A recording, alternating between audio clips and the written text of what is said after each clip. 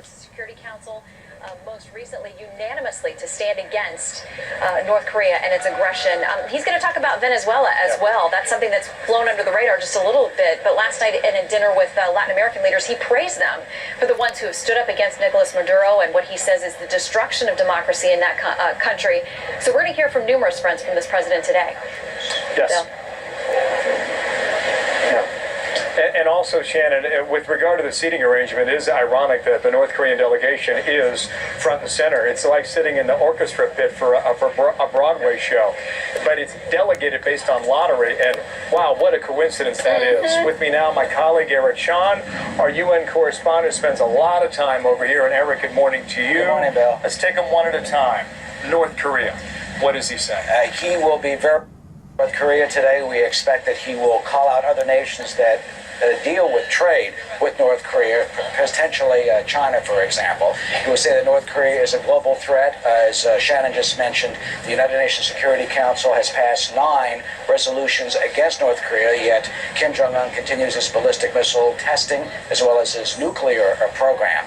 So certainly a lot of this will drill down on North Korea and the threat that North Korea faces, not only to the United States, but also to the whole Asian region. When Nikki Haley said over the weekend that the UN Security Council has done just about everything it possibly can do with regard to North Korea, how was that? How was it possibly can do with regard to North Korea?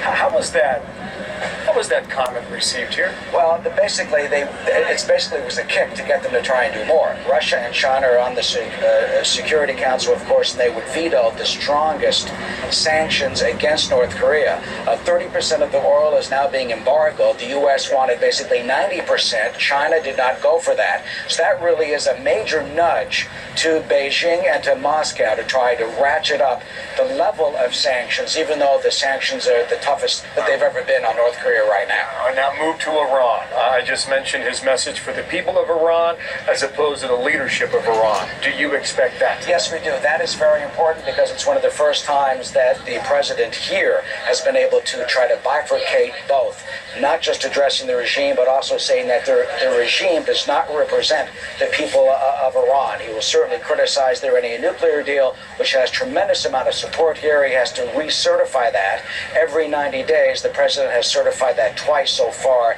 The next deadline comes October 15th, so there is some question of whether or not he will certify that and what that means for the future of that deal. It's a big story. Eric, I want to read you a tweet from 2016.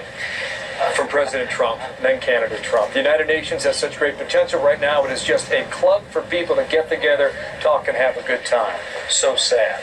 He, in the past... How did that go over? Well, I mean...